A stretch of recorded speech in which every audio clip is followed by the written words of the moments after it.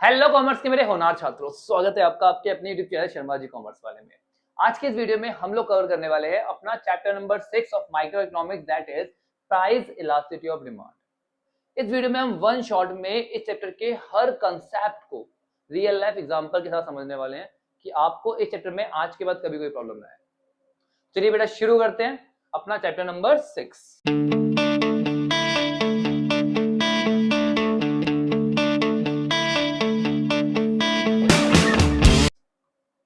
सबसे पहले देखते हैं ये इलास्टिसिटी ऑफ डिमांड क्या होता है। बेटा हमने ना लास्ट चैप्टर में पढ़ा था कि डिमांड को इफेक्ट करने वाले बहुत सारे डिटरमिनेंट्स होते हैं, जैसे price, income, price of related goods, complementary goods, substitute goods and all पढ़ा था हमने। अब हमने ये तो देखा कि भैया इन डिटरमिनेंट्स का इफेक्ट होता है किस पे, क्वांटिटी डिमांड पे, बट कितना इफेक्ट होता है वो हम मेजर करेंगे कहां पर, इलास्टिसिटी ऑफ डिमांड में। क्या कह रहे हो भैया, कुछ ठीक से समझ नहीं आया? समझो, आपको ये पता है कि भैया प्राइस के बढ़ने से, जैसे ही प्राइस बढ़ेगा क्वांटिटी क्या हो जाएगी, कम हो जाएगी, और प्राइस के कम होने से क्वांटिटी बढ़ जाएगी। ये हमने रिलेशन देखा था कहां पे, थ्योरी ऑफ डिमांड में, कि भैया इनवर्स रिलेशन है प्राइस और क्वांटिटी डिमांडेड में। ठीक है, अब मुझे ये तो पता है कि एक बढ़ेगा दूसरा कम हो जाएगा, बट कितना इफेक्ट पड़ेगा उस पर। समझो, अगर मेरी प्राइस जो है वो बढ़ गई कितना परसेंट, 10%, तो क्वांटिटी पर कितना इफेक्ट पड़ेगा, क्वांटिटी कितने परसेंट कम होगी। जब मैं इसको मेजर करूंगा तो वो बन जाएगा मेरा इलास्टिसिटी ऑफ डिमांड। समझ में आई बात? अब ये जो इलास्टिसिटी ऑफ डिमांड है वो प्राइस के हिसाब से भी होती है, इनकम के हिसाब से भी, और अदर जो हमारे गुड्स थे ना उनके हिसाब से भी। आ रही बात समझ में? क्लियर? कोई परेशानी?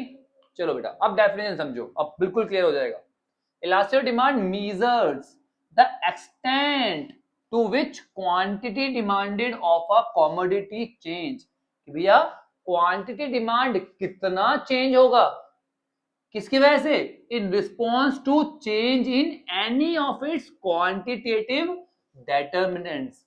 जो क्वांटिटेटिव डेटर्मिनेंट्स थे उनमें चेंज होने की वजह से हमारे क्वांटिटी डिमांड में कितना चेंज होगा, उसको हम बोलते हैं इलास्टिसिटी ऑफ डिमांड। समझ में आ गया? अब ये क्वांटिटेटिव डिटरमिनेंट्स कौन से हैं, price of commodity, price of related goods, income, ये सारे हैं। ठीक है, आप इस तरीके से भी डिफाइन कर सकते हो इसको, इलास्टिसिटी ऑफ डिमांड को ऐसे भी डिफाइन कर सकते हैं, extent to which the quantity demanded of a commodity change. वही बात है कि भैया क्वांटिटी डिमांड में कितना चेंज आ रहा है, कितने एक्सटेंट तक वो चेंज हो रहा है, which change in on price, अपने प्राइस में चेंज होने की वजह से, या फिर कंज्यूमर की इनकम में चेंज होने की वजह से, या फिर प्राइस ऑफ रिलेटेड गुड्स, याद है ना, सब्स्टिट्यूट गुड्स और कॉम्प्लीमेंट्री गुड्स, उनके प्राइस में चेंज होने की वजह से हमारे क्वांटिटी डिमांड में कितना चेंज आएगा। क्लियर हो गया बेटा? क्लियर? बहुत बढ़िया, शाबाश। तो इसके हिसाब से हम इलास्टिसिटी ऑफ डिमांड को तीन पार्ट में डिवाइड करते हैं, price elasticity of demand, income elasticity of demand और cross elasticity of demand. Simple है बिल्कुल कि भैया क्वांटिटी डिमांड में कितना चेंज आ रहा है अपने ही प्राइस के चेंज होने से। ठीक है, तो उसको बोलते हैं हम price elasticity of demand. Income elasticity demand क्या होगा कि भैया क्वांटिटी में कितना चेंज आ रहा है इनकम में चेंज आने की वजह से, कि भैया इनकम जो है वो 5% बढ़ी तो जो डिमांड थी वो हमारी 7% इंक्रीज हो गई। तो ये सब क्या होता है हमारे पास, इनकम इलास्टिसिटी ऑफ डिमांड। अगला है क्रॉस इलास्टिसिटी डिमांड, कि भैया हमारे गुड्स की क्वांटिटी डिमांडेड में कितना चेंज आ रहा है, किसकी वजह से, with respect to change in price of other commodity, बाकी कॉमोडिटी के प्राइस में चेंज होने की वजह से हमारे गुड्स की जो डिमांड है वो कितनी बढ़ रही है या घट रही है, उसको मेजर करते हैं किसमें, क्रॉस इलास्टिसिटी ऑफ डिमांड में। क्लियर हो गया? शाबाश। तो प्राइस इलास्टिसिटी ऑफ डिमांड में समझ में आ गया बेटा? क्लियर है कि भैया प्राइस में चेंज आने की वजह से क्वांटिटी में कितना चेंज आ रहा है। हम इसको इस तरीके से भी डिफाइन कर सकते हैं, percentage change in quantity demanded due to change in percentage change in on price. भैया क्वांटिटी में कितना परसेंट चेंज आ रहा है अपने ही प्राइस के चेंज होने पर, ठीक है, तो क्या हुआ भैया, इलास्टिसिटी ऑफ डिमांड को हम ऐसे डिफाइन करते हैं, percentage change in quantity demanded. किसकी वजह से, percentage change in on price. भैया हमारे गुड्स के प्राइस में जब चेंज आया तो उसकी वजह से हमारे गुड्स की डिमांड में कितना इफेक्ट हुआ, कितना परसेंट चेंज हुआ। क्लियर बेटा, कोई परेशानी यहाँ तक? बहुत बढ़िया, शाबाश। चलिए अब आता है हमारे पास measurement of price elasticity demand. Price elasticity demand को मेजर कैसे करते हैं बेटा, इसके हमारे पास काफी मेथड्स है, बट हमारे सिलेबस में केवल दो ही मेथड आ रहे हैं। पहला परसेंटेज चेंज मेथड और दूसरा हमारा एक्सपेंडिचर मेथड। दोनों को तसल्ली से समझेंगे, ठीक है बेटा। चलिए तो पहले देखते हैं परसेंटेज चेंज मेथड। ये मेथड क्या कहता है, ये कहता है कि भैया हम लोग इलास्टिसिटी ऑफ डिमांड को मेजर करते हैं, कैसे, रेशियो में। किस किस की रेशियो में, percentage change in quantity demanded to percentage change in on price. कि भैया प्राइस में कुछ परसेंट चेंज हुआ तो क्वांटिटी में कितना चेंज हुआ, जब हम इसको मेजर करेंगे तो क्या हो जाएगा हमारे पास, हमारा इलास्टिसिटी डिमांड में मिल जाएगा। ठीक है, तो यहां से ना इसका फॉर्मूला हम लोग डिराइव कर। तो बेटा क्या फॉर्मूला है हमारे पास इलास्टिसिटी ऑफ डिमांड का, percentage change in quantity demanded divide by percentage change in price of commodity. ये तो फॉर्मूला है ना कि भैया प्राइस में चेंज आने से क्वांटिटी में कितना परसेंट चेंज आ रहा है। ठीक है, अब यहां पे ना हम एक नेगेटिव साइन लगा देते हैं। ये नेगेटिव साइन क्यों है, क्योंकि बेटा प्राइस और डिमांड में कैसा रिलेशन है, इनवर्स रिलेशन, उल्टा रिलेशन है ना, इसलिए यहां पे नेगेटिव साइन आएगा। क्लियर, चलो कि P क्या होता है, इनिशियल प्राइस। भाई पहले जो प्राइस था वो था P, अज्यूम कर लो। अब हो गया P1, ये मेरा करंट प्राइस क्या हो गया, चेंज होने के बाद वो हो गया P1। पहले जो डिमांड थी वो थी Q, ठीक है बेटा, इनिशियल डिमांड।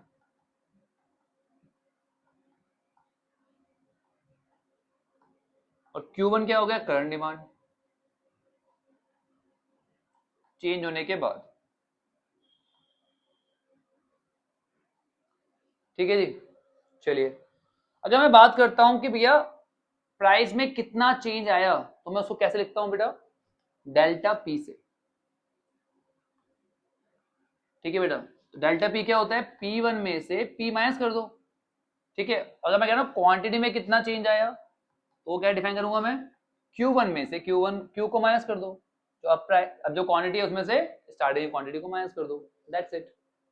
ठीक है, तो हमारा फॉर्मूला क्या कहता है, कहता है percentage change in quantity demanded. Percentage change in quantity demanded अगर मुझे निकालना है, इसका मतलब क्या है कि भैया चेंज इन क्वांटिटी डिमांडेड ऊपर आएगा, divide by initial demand multiply में 100, divide by percentage change in price. जब परसेंटेज चेंज निकालना है प्राइस में तो चेंज जो है वो ऊपर आएगा, चेंज इन प्राइस, प्राइस में तो चेंज हुआ है, divide by initial price multiply में 100। कोई परेशानी, बस इसी चीज को मैंने परसेंटेज में लिख दिया। ठीक है जी, ये 100 से 100 कट गया, कट गया ना। अब क्या है, चेंज इन क्वांटिटी डिमांड। अब ये चेंज इन क्वांटिटी डिमांड जो है वो क्या है, समझो, इलास्टिसिटी डिमांड हमारा क्या बन गया, चेंज इन क्वांटिटी डिमांड क्या है, डेल्टा Q अपॉन में इनिशियल डिमांड कितनी थी Q, divide by change in price कितना है बेटा, डेल्टा पी। इनिशियल प्राइस कितनी थी बेटा, पी। यहां तक कोई परेशानी? शाबाश। तो भैया इलास्टिसिटी ऑफ डिमांड जो है मेरा क्या बन गया, minus delta Q upon Q multiply में ये उल्टा हो जाएगा, पी अपॉन डेल्टा पी। ठीक है जी, शाबाश। बस एक काम करते हैं, चेंज वालों को साथ में ले आते हैं, delta Q upon delta P multiply में पी अपॉन क्यू। ये बन गया मेरा फॉर्मूला। ये हमारा मेन फॉर्मूला किसका, percentage change in price method से।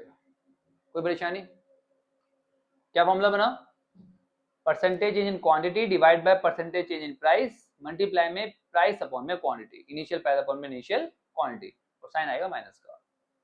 कोई डाउट है तो बताओ। अब एक एग्जांपल देख लो बेटा। मान लो पहले जो है ना वो प्राइस था मेरा 10, अब प्राइस जो है वो बढ़ गया, तो प्राइस बढ़ गया तो P1 कितना हो गया, मान लो 12 हो गया।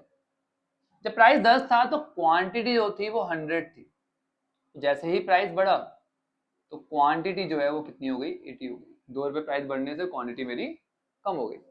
ठीक है, चलो तो अब हमें निकालना है इलास्टिसिटी ऑफ डिमांड। क्या फॉर्मूला है इलास्टिसिटी ऑफ डिमांड का, minus delta Q upon delta P multiply में पी अपॉन में क्यू। इजी, चलो माइनस का साइन ऐसे ही रहेगा। अब डेल्टा क्यू निकालना है। डेल्टा क्यू क्या होता है बेटा, Q1 माइनस क्यू। तो 80 में से हमने 100 को माइनस किया, कितना आ गया, -20।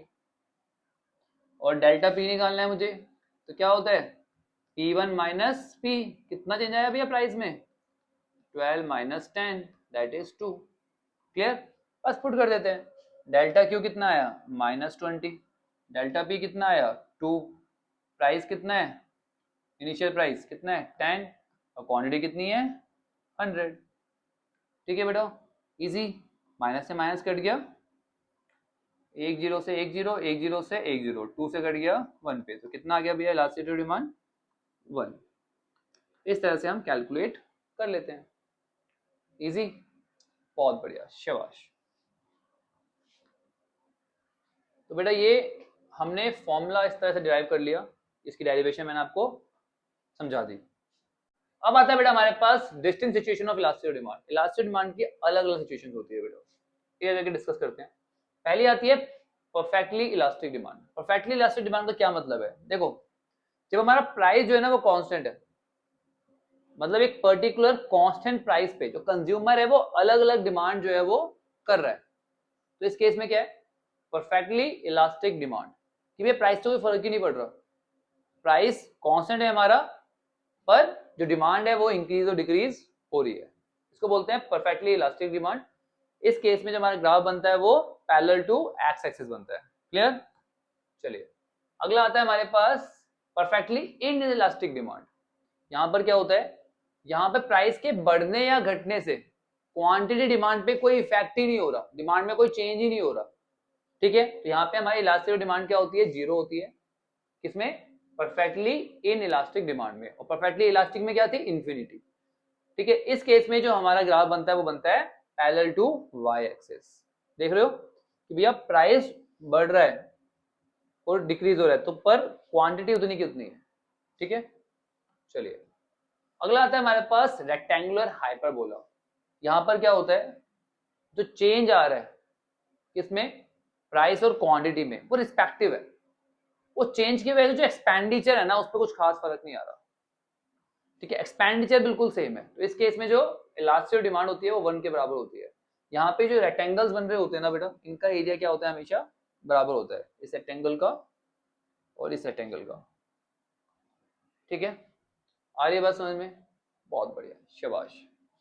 चलिए तो अब आता है बेटा factors affecting price elasticity of demand.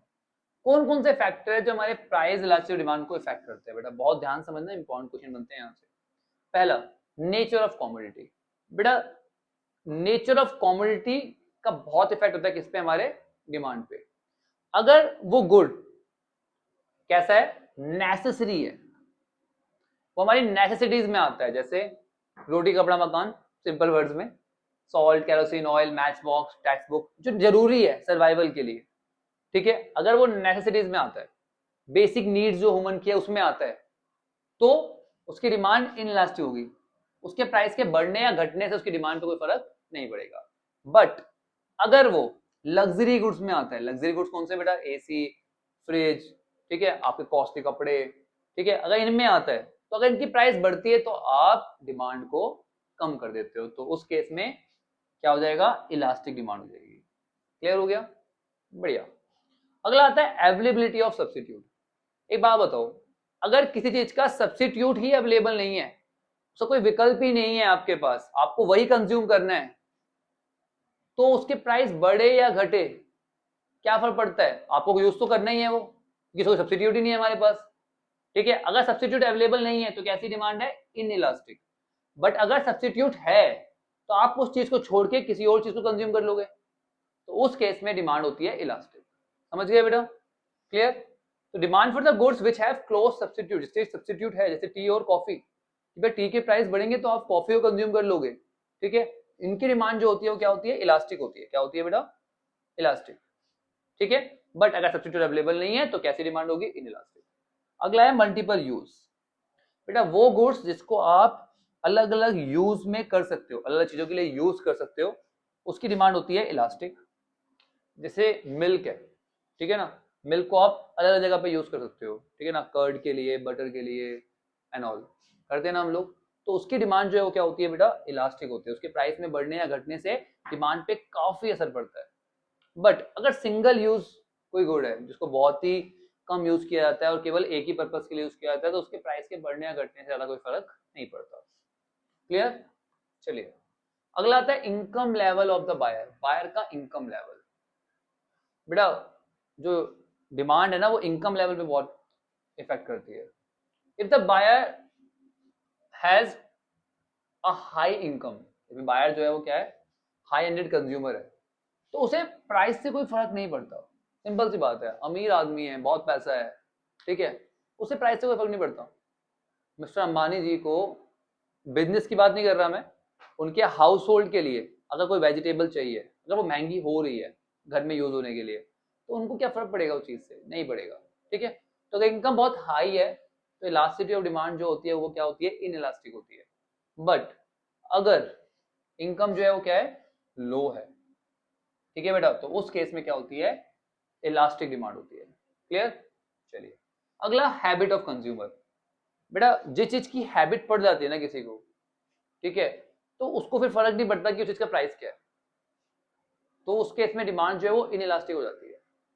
जैसे कुछ लोग जो है ना उनको तंबाकू की हैबिट हो जाती है, तंबाकू कितना भी महंगा हो जाए, गवर्नमेंट पे कितना भी टैक्स लगा उसके प्राइस को बढ़ा दे, उन लोगों को वो कंज्यूम करना ही करना है। आ रही बात समझ में। अगर हैबिचुअल है तो उस केस में क्या होगा, डिमांड जो है वो इनइलास्टिक होगी, अगर हैबिचुअल नहीं है तो इलास्टिक है। प्राइस लेवल, ठीक है, प्राइस पे डिपेंड करती है हमारी डिमांड।